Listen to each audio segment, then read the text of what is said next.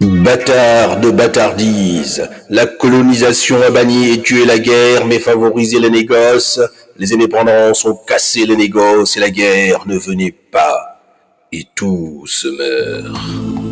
C'est empli de ces diatribes intérieures que Fama traverse le récit. Dans Les Soleils des indépendances parus en 1968, Amadou Kourouma ne peint pas des idées.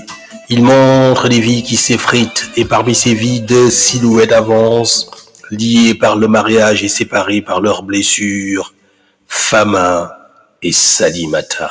Fama porte en lui la poussière des royaumes disparus. Il marche comme on garde un reste de dignité sur la tête, droit mais déjà fissuré. Autrefois son nom suffisait, aujourd'hui il doit expliquer qui il est. Chaque humiliation lui rappelle que les indépendances n'ont pas restauré son monde, elles l'ont achevé. Quand à l'occasion des funérailles du cousin Lancina, il retourne à Ourodougou, l'ancien royaume désormais entre deux États, il découvre qu'il n'est plus qu'un vestige. Son nom pèse moins qu'une carte d'adhérent. À Ourodougou, l'inversion est totale. Les princes attendent, les militants tranchent. L'indépendance n'a pas restauré la dignité promise, elle a déplacé le centre, substitué une autorité à une autre, sans rendre la terre plus fertile. Il regarde les nouveaux dirigeants comme des héritiers illégitimes, installés dans un monde qu'ils n'ont pas bâti.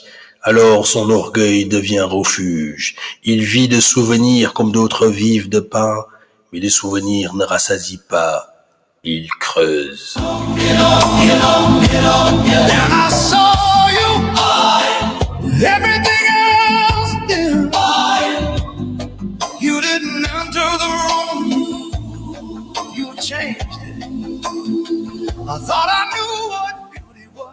À ses côtés, Salimata espère. Son désir d'enfant est plus qu'un désir de femme. C'est une prière adressée au sens même de la vie.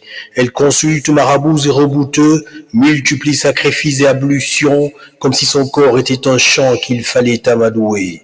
Pourtant, rien ne pousse, son ventre demeure silencieux. Et dans ce silence, Kourouma glisse une vérité qui écorche. Cette stérilité ressemble à celle des indépendances elles-mêmes. On avait promis des naissances nouvelles, justice, prospérité, fierté, et voici que l'aube politique laisse un goût de cendre.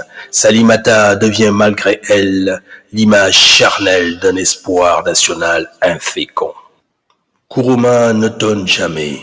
Il sourit de billets. Sa langue métissée de malinqué avance avec la sagesse des proverbes et la malice des conteurs. Les mots semblent simples, ils sont chargés de sel.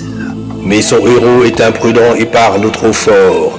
Bâtard de bâtardise, la République des ébènes, le parti unique, les soleils des indépendances. Il ignore qu'en politique, le vrai et le mensonge portent le même pagne. Le juste et l'injuste marchent de pair, le bien et le mal s'achètent ou se vendent au même prix.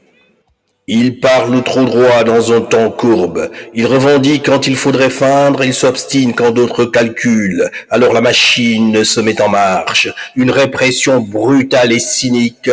Il est broyé. Il ne se relèvera pas. The broken ones don't give advice.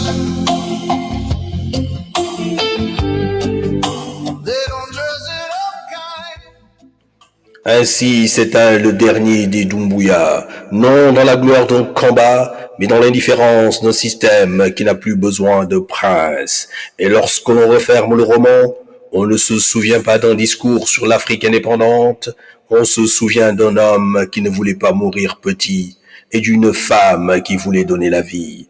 Deux cœurs face à un soleil trop grand qui éclaire mal et brûle beaucoup.